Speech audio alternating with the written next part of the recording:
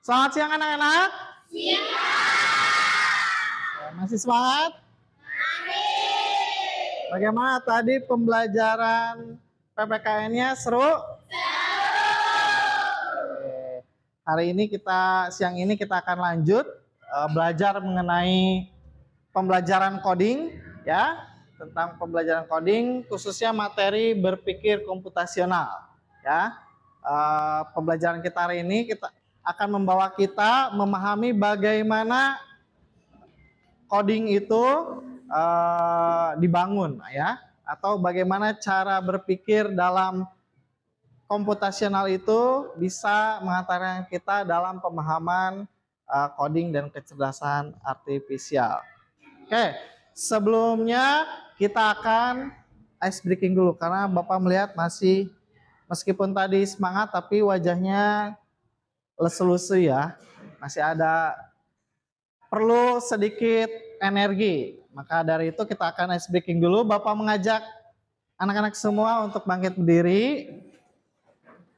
Kita akan joget-joget dulu sebentar ya, meregangkan pinggang-pinggang yang terlalu lama duduk ya, terlalu lama duduk. Kayak ada yang masih ingat pohon jambu? Masih? Oke, yang masih ingat angkat tangan. Oke, boleh Clarin dan Erita ke depan. Memimpin teman-temannya untuk melakukan ice breaking. Ayo. Boleh Bapak yang nyanyi, Erita dan Clarin yang menunjukkan gerakannya. Masih ingat gerakannya? Oke. Sambil kita ingat-ingat kembali. Oke. Sikap pohon jambu, hop. Ya. Lagunya, aku pohon jambu tinggi dan rindang, ini batangku dan ini daunku. Jika tumbang ke kanan, krek, krek, krek. Jika tumbang ke kiri, krek, krek, krek. Jika tumbang ke depan, krek, krek, krek. Jika tumbang ke belakang, krek, krek, krek. Oke. Nah, itu masih pelan. Nanti kita akan nyanyikan bersama, tapi lagunya semakin cepat dan gerakannya juga mengikuti semakin cepat. Siap? Siap. Oke, yang di depan boleh pimpin. Oke, boleh Bapak yang nyanyi. Yuk, sikap pohon jambu, hop. Aku pohon jambu tinggi dan rindang, ini batangku dan ini daunku. Jika tumbang ke kanan, krek, krek, krek. Jika tumbang ke kiri, krek. Sebelum kita masuk, ada yang sudah mendengar mengenai berpikir komputasional? Belum? Belum? Sudah belum? Oke, kalau belum, ya. Jadi, anak-anak, berpikir komputasional. Nah, berpikir komputasional itu adalah suatu metode atau cara berpikir yang memecahkan masalah rumit secara metodis, efisien, dan logis. Mirip dengan cara seorang ilmuwan komputer membuat program.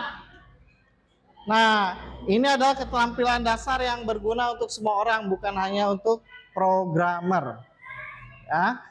Jadi berpikir komputasional ini bukan berarti kita harus menjadi robot atau berpikir menggunakan kode-kode rumit. Ya, kalau kalian pernah mendengar istilah coding, ya, pernah? Coding itu adalah bahasa, ya, bahasa yang dimengerti oleh komputer. Bahasa manusia yang diterjemahkan menjadi bahasa yang dimengerti oleh komputer. Nah, yang menunjang dari coding itu adalah ini, berpikir komputasional, metode atau cara berpikir yang memecahkan masalah rumit, ya, secara metodis, efisien, dan logis. Artinya apa, Pak? Artinya adalah ini adalah sebuah logika berpikir. Bagaimana kita memecahkan suatu masalah ada caranya, ya. Berpikir secara komputasional. Nah, masih pada bingung, betul? Betul ya, masih pada bingung. Kita akan bahas secara mendalam. Nah, di dalam berpikir komputasional itu dibangun oleh pilar utama. Pilar utama itu adalah fondasinya. Kalau kita melihat gedung sekolah kita, ada pilar, ada tiang, ya. Kalau misalnya berpikir komputasional ini kalau ini sebuah bangunan, ini dibangun oleh 4 tiang. Nah, ini yang menyangganya. Ya, ini 2 di sini, 1 1 1 1. Ya, ada 4 pilar, ya. Kalau ini ada disangga di depannya aja, ya. Nah, seperti ini, ruangan ini disangga oleh 4 pilar. 4 pilarnya mana? Yang ujung, ya. 1, 2, 3, dan 4. 4 pilarnya itu apa? 4 pilarnya itu ada dekomposisi, ada pengenalan pola, ada abstraksi, dan ada algoritma. Nah, keempat pilar inilah yang menopang berpikir komputasional.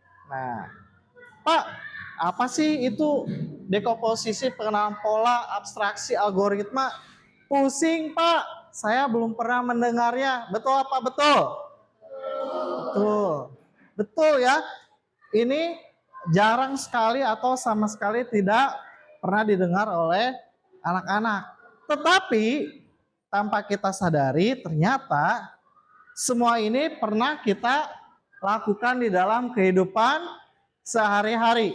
Ya, Erita pernah melakukan dekomposisi, Clarin pernah melakukan algoritma, ya, Eka pernah melakukan abstraksi, Ihud pernah melakukan pengenalan pola. Semuanya ini sudah kita lakukan di dalam kehidupan sehari-hari. Tetapi seringkali kita tidak sadar, ya, kita tidak sadar apa yang sudah kita lakukan. Ya. Komposisi, proses membagi masalah yang rumit dan besar menjadi komponen-komponen yang lebih kecil dan lebih mudah dikelola. Nah, tujuannya agar masalah tidak terlihat menakutkan dan bisa diselesaikan satu persatu. Contohnya di sini adalah memasak nasi goreng. Membuat nasi goreng itu sebuah masalah besar. Wah, gimana cara membuat nasi goreng ya? Gimana cara misalnya yang lain, bagaimana cara membuat mie? Bagaimana cara mencuci muka? Masalah besar kan kalau kita tidak mengetahui langkah-langkahnya. Kita bagi sebuah masalah besar itu menjadi masalah-masalah yang lebih kecil. Ya. Tadi dari masak nasi goreng ini kita bagi. Kalau masak nasi goreng berarti pertama harus menyiapkan bahannya dulu. Ya. Karena kalau nggak ada bahannya gimana mau masak nasi gorengnya? Kita pisahkan dulu. Yang pertama menyiapkan dulu bahan-bahannya. Lalu yang kedua, bahan-bahannya sudah ada. Masalah selanjutnya adalah kita mengiris bumbu-bumbunya. Lalu yang ketiga, menggoreng telur, menumis bumbu dan mencampur semua bahannya dan memasaknya. Nah, hal ini ya sering kita lakukan atau tidak? Sering ya, tapi kita tidak tahu apa istilahnya. Nah, istilahnya adalah dekomposisi, ya, memecahkan sebuah masalah yang besar menjadi masalah yang lebih kecil, ya, sehingga kita bisa menyelesaikannya dengan mudah. Ya, kalau kita tidak membaginya dari yang rumit, ya, lalu yang sampai yang mudah, kita akan bingung. Masak nasi goreng mah gampang, tinggal masukin aja nasi, bumbu-bumbunya, semuanya, lalu goreng tanpa diiris dulu, tanpa telurnya digoreng dulu, tanpa kecapnya dibuka dulu, udah aja masuk semua sama plastik-plastiknya. Nah, masalahnya selesai tidak? Tidak, malah menjadi masalah yang lebih besar. Wah, jadi berantakan. Nah, hal ini sering kita tidak sadari dalam kehidupan kita, ya. Kemampuan ini, cuman masak nasi goreng mah gampang gini, tapi ternyata ketika kita tidak melakukan yang namanya dekomposisi, itu akan menjadi sebuah hal yang sulit untuk kita lakukan di dalam kehidupan sehari-hari. Nah, ini contohnya untuk dekomposisi. Nah, jadi tadi tujuannya agar masalah tidak terlihat menakutkan dan bisa diselesaikan satu persatu. Ya, nyiapin bahan dulu. Nah, selesai. Oke, kita masuk ke step selanjutnya. Mengiris bumbu. Nah, kita iris bumbunya. Selesai. Ya, kita ke masalah selanjutnya menggoreng telur. Menggoreng telur seperti apa? Nah, ini namanya dekomposisi. Ya. Jadi pengenalan pola. Ini pilar yang kedua. Pilar yang kedua itu adalah pengenalan pola. Kemampuan untuk mengidentifikasi pola, tren atau paralel dalam data atau di antara masalah-masalah kecil yang telah dipecah. Ya, membuat solusi menjadi lebih efisien. Jika kita menemukan pola, kita bisa menyelesaikan masalah serupa dengan cara yang sama. Tadi contoh di dalam kehidupan sehari-harinya saat membuat nasi goreng, langkah menumis bumbu memiliki pola yang sama, yaitu panaskan minyak, masukkan bumbu, aduk hingga harum. Pola ini bisa juga dipakai oleh saat memasak mie goreng atau capcay. Agar kita tidak bingung dengan informasi yang terlalu banyak dan bisa fokus pada inti masalah. Contohnya sehari-hari. Saat mengendarai sepeda, kita fokus pada cara mengayuh, ya, menjaga keseimbangan dan mengerem. Kita tidak perlu memikirkan bagaimana cara kerja detail setiap gear atau bahan pembuat bannya. Detail itu diabstraksikan. Diabstraksikan itu dihilangkan, ya, informasi yang kurang mendukung, ya, itu dihilangkan, ya, agar kita tidak bingung dengan informasi yang terlalu banyak. Contoh tadi dalam memasak, fokus masalah kita adalah apa? Fokus masalah kita adalah membuat kopi, teh, dan susu. Nah, kita tidak memikirkan bagaimana cara kerja kompor. Bagaimana gas itu mendistribusikan gasnya ke kompor, lalu bagaimana kompor bisa membuat api. Itu namanya abstraksi, ya. Mengaburkan fakta atau data, ya, yang tidak relevan karena kita mau membuat minuman, ya, membuat 3 jenis minuman. Kita tidak memikirkan bagaimana kompor itu menghasilkan api. Atau kita dalam kehidupan sehari-hari kita, contoh siapa yang selain naik sepeda ada yang sudah bisa naik motor? Nah, sudah? Oke, sudah bisa naik motor, ya. Tapi jangan di jalan raya, ya. Lakukan di dekat-dekat rumah saja. Ketika kita naik motor atau naik sepeda, kita pernah memikirkan nggak gimana sih motor ini nyala? Ya, gimana sih cara kerjanya? Kenapa bannya bisa berputar? Ya, kenapa ketika kita gas lajunya tambah kencang? Nah, itu data yang tidak relevan, ya. Data yang tidak relevan karena kita secara masalah adalah bagaimana kita mengendarai motor dari rumah Erita ke rumah Clarin misalnya. Yang harus dipikirkan Erita apa? Tadi bagaimana mengatur gasnya, bagaimana menyeimbangkan motornya, bagaimana ketika belok menyalakan lampu sen. Nah, data-data yang tidak relevan kita abstraksikan ya. Kita fokuskan ke dalam yang menjadi fokus utama. Algoritma inilah yang membungkus ketiga pilar tadi. Ada dekomposisi, ada pengenalan pola dan abstraksi. Ya, dibungkus oleh algoritma, yaitu serangkaian langkah-langkah. Seperti tadi, masalahnya adalah dekomposisinya memasak nasi goreng. Ya, oke. Lalu pengenalan polanya menumis. Ya, abstraksinya kita tidak perlu memikirkan bagaimana cara kompor menyala. Nah, lalu algoritma ini apa? Langkah-langkah mengurutkan. Contoh misalnya tadi memasak nasi goreng. Langkah yang pertama, ya, urutannya jelas. Langkah yang pertama menyiapkan bahan, mengiris bahan-bahan, menggoreng telur, memasukkan bahan-bahan yang sudah diiris, dan nasi, memasukkan nasi, lalu mencampurkannya dan memasaknya hingga matang. Terakhir, menyajikannya ke dalam piring dan menghiasnya. 6. Urutan. Jelas gak urutannya? Jelas. Oke, yang pertama jelas. Ambigu tidak? Tidak. Jelas ya.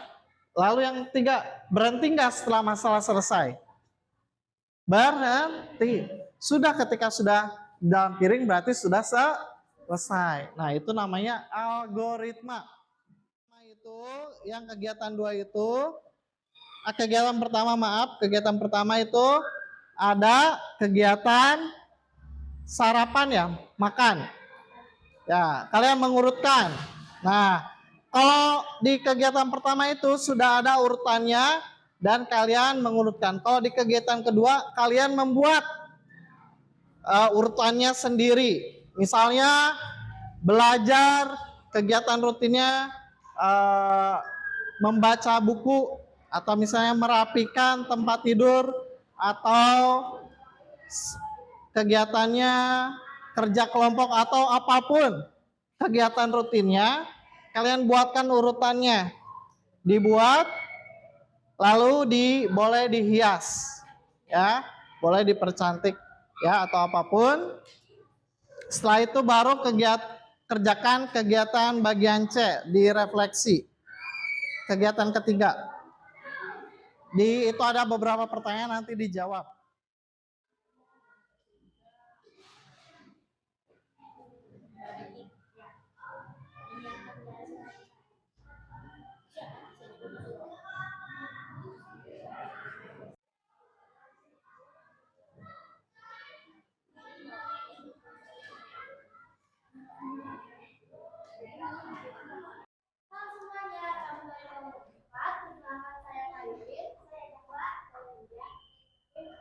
Hari ini kita akan mempresentasikan apa yang sudah kita buat tadi.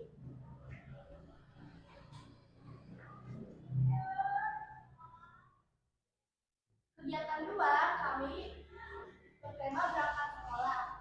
Pertama, bangun tidur, kedua minum air putih, ketiga cuci muka dan gosok gigi, empat membersihkan tempat tidur, lima menyiapkan baju atau seragam, mandi, kaki mandi sabun karena sudah gosok gigi dan cuci muka, memakai baju, menyiapkan sarapan, makan makanannya, minum air putih, mengikat rambut atau menyisir rambut, memakai sepatu, mengambil tas, dan berpamitan kepada orang tua. Kegiatan 3, kami menjawab nomor 1. Ya, karena itu seperti kegiatan sehari-hari saat ingin berangkat sekolah. Nomor 2, kalau tidak jelas, komputer pasti tidak akan mengerti. 3, algoritma memberikan langkah-langkah pengerjaan dalam bahasa proses program. Nomor 4, kegiatan sehari-hari. Ya, jadi itu saja yang dapat Bapak sampaikan. Untuk di rumah kalian bisa pelajari sedikit tentang AI ya. Sekian pembelajaran ini, terima kasih. Kita akan tutup dengan doa dipimpin oleh Prisil ke depan. Berdoa, pimpin teman-temannya untuk berdoa.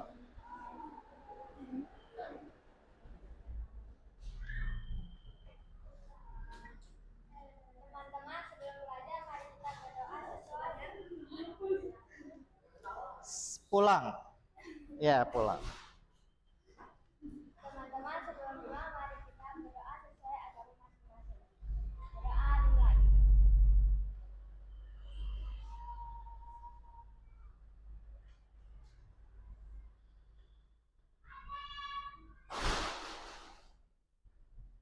Berdoa selesai. Oke. Silakan rapikan dan boleh pulang.